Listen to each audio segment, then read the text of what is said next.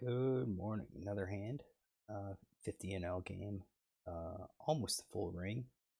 I have ace 6 offsuit under the gun. I fold it. We get the cutoff who raises and both blinds call. So this player is playing 38-20. Definitely you can see that he plays a lot of hands.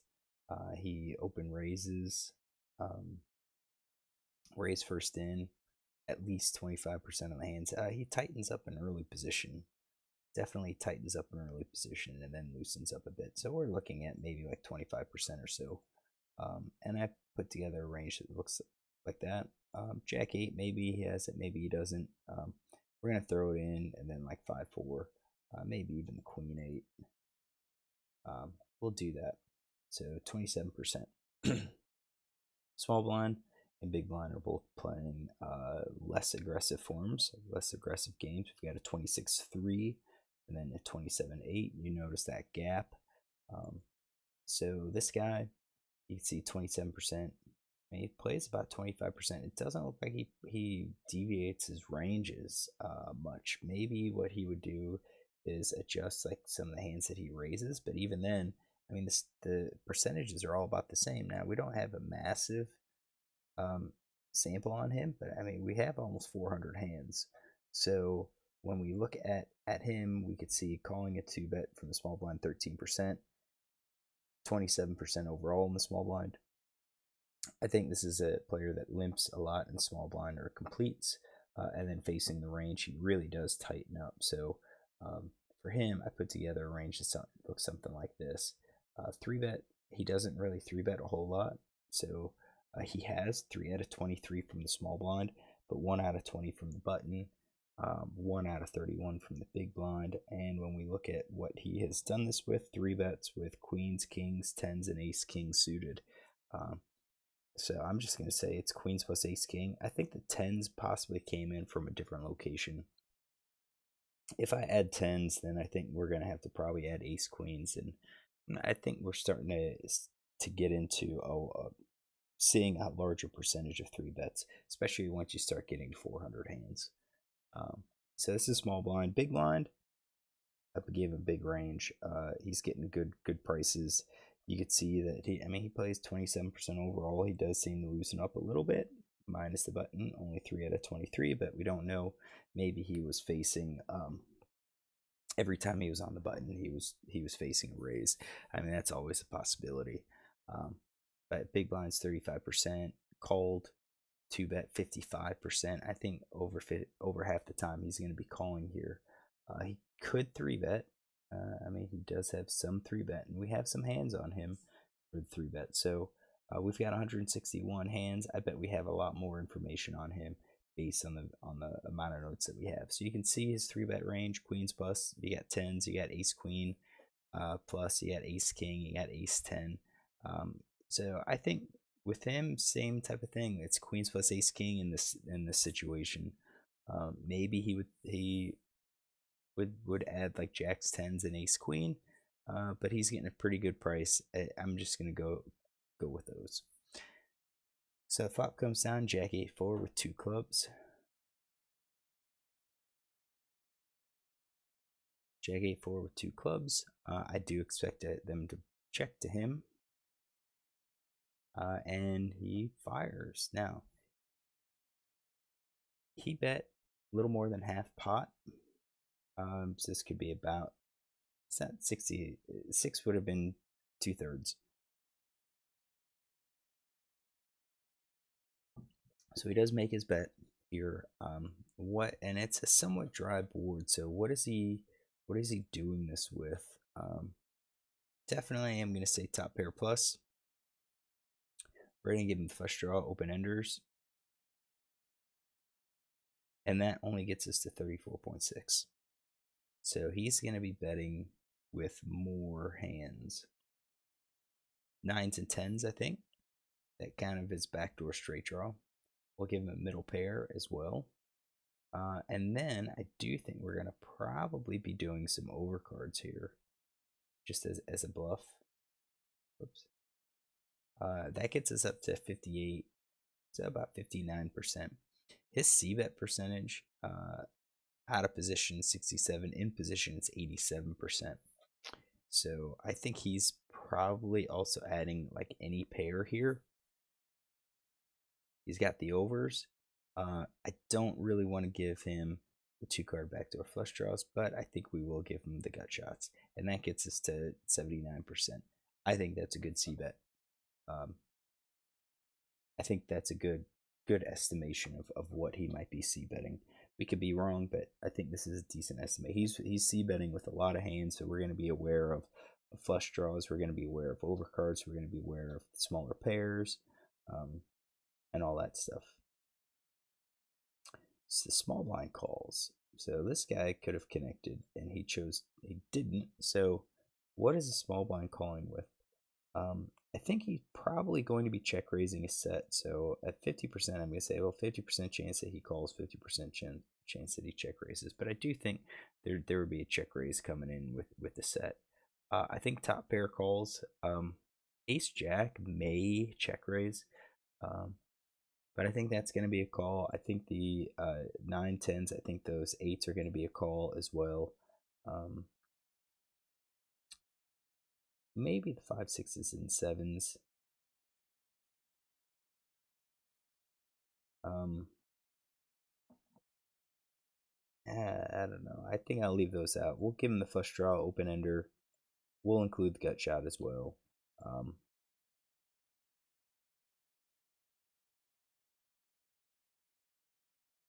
And the overcards would be like your 2-card backdoor flush draw.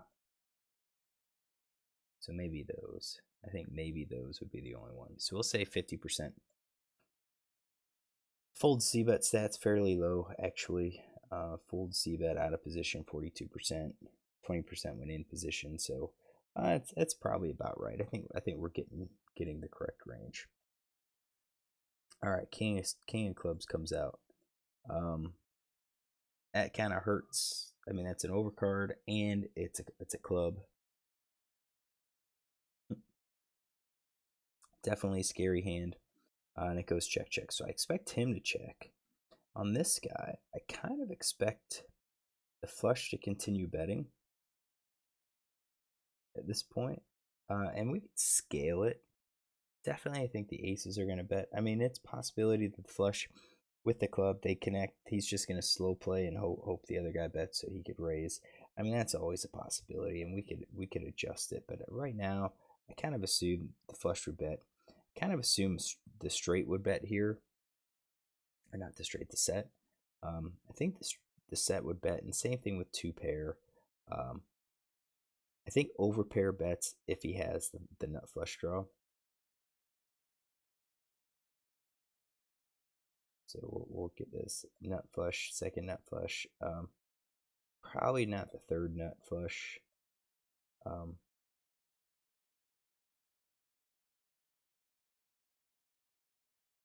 Top pair could probably check now. We'll leave the overpair as a check. Top pair, pocket pair less than the top card. All the rest of these,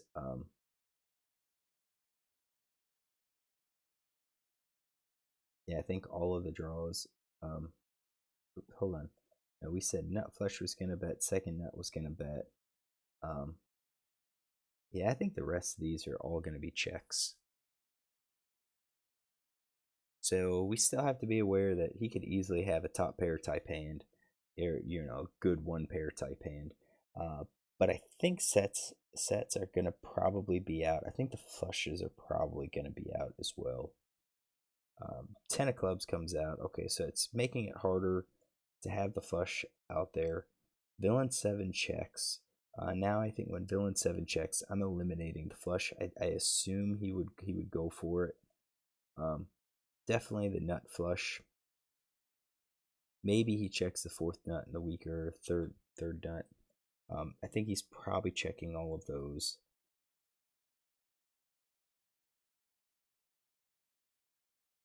Oh, and he bet 10. Okay, so he bet half pot here. And at this point, yeah, he's trying to go for some value. I'll give him the flush draw. I'll give him a 3rd and a 4th nut. Maybe even a weak flush. I think the straight might go for a little bit of value. Maybe the set, and then, and yeah, maybe two pair. I'm going to say one pair is probably just going to be a check. I mean, with the way it played out, you kind of assume the flush is going to be betting here. So once he doesn't, you can kind of think your flush might be good. Quite if we bet, what kind of hands are we going for value with though? Or like what hands are we hoping would call? What hands are we targeting with the bet? And that's, you're just hoping that villain may think we're bluffing. But with 4 clubs on the board, I just don't think there's going to be a whole lot of hands for value. I think overall you're basically just going to be betting your better flushes, and then everything else is showdown, because we know if we bet, we're probably not going to be getting called by any hands weaker than a flush. That's my thought. So he does get called, and I'm going to go in here and say, yeah, I think he's probably calling with all of his flushes. I think it's hard pressed to see him call with the straights or anything else. And that just kind of makes me think, maybe he isn't betting with any of these hands. Maybe he is just going to be betting with his flush that's out there, third nut and fourth nut. So he gets called, and he does call with a flush. So we had 4s on there. That kind of matches the range. He shows queen 9, so he actually bet with that straight, which we had queen 9 suited.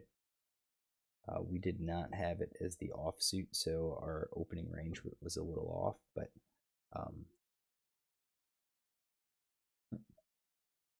it is what it is what it is. So we're gonna take a note, and then we're gonna comment on this guy's play. Let's see here. He RFI 3 big blind in cutoff with queen of spades, 9 of hearts. He is 3-way in position. He bets, we'll say 60%. Check, bet 50% on a jack of clubs, 8 of clubs, 4 of diamonds, king of clubs, 10 of clubs. Okay. We got that guy. Now we'll get this guy, which we already have some. So called, cut off, 3 big blind, RFI in small blind with 4 hearts, 4 clubs. He is out of position 3-way.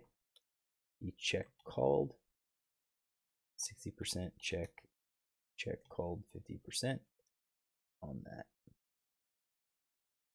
All right, so I don't really mind this guy's play at all. It's interesting that he had to set. And we said that we kind of expected him to check raise at some point. So, and this is where I see some players, and I was guilty of it at a time, where the board is kind of scary. Instead of check raising the flop, I just check called, planning to check raise if the turn was non-scary. So if the turn was like a diamond or a heart or a spade, then I would go forward with that check raise. It's just like one of those things. Well, I don't want to check raise because if I check raise and get called and then that club comes down, I'm gonna be scared of being beaten and whatever. And that's all valid. I mean, it's valid thinking. You hear these people all the time. I mean, again, I was guilty of it. Does it make it right? Probably not. I think GTO is saying go ahead and check raise it, because there's going to be other hands that we're going to check raise, including hands like the nut flush. If we had ace 5, ace 3, ace 10, ace queen, where we have the nut flush and backdoor straight draw, you can check raise it, because there's going to be quite a few cards that allow us to continue barreling. You could barrel if we improve to an open-ended straight. You may be able to barrel if you have a gut shot. So kind of think that he probably should have check raised the flop, but again, I'm not going to necessarily fault him for it. This guy is loose. He seems to be aggressive, so you could just check and let him bet his hand. On the turn, once it goes check, check. I think at that point, it's suggesting that this guy probably doesn't have the flush, doesn't have the made flush, probably doesn't have the ace or the king, the ace of clubs or the queen of clubs, because they would probably be leading in as a semi bluff with that flush draw. So I think that makes this guy easy call on the river. And again, once he just check called, I think you're check calling. You're going to be check calling down even on the river. I don't think you're going to be raising, because again, if he raises, what hands are going to call?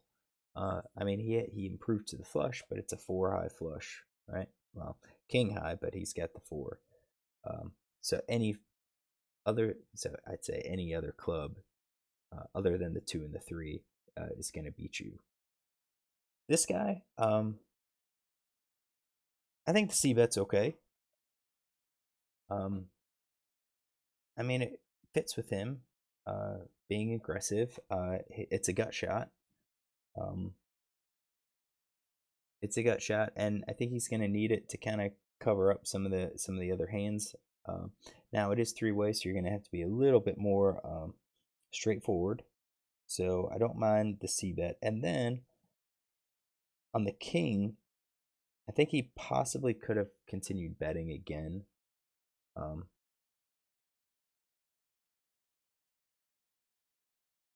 mean, you still have the gut shot.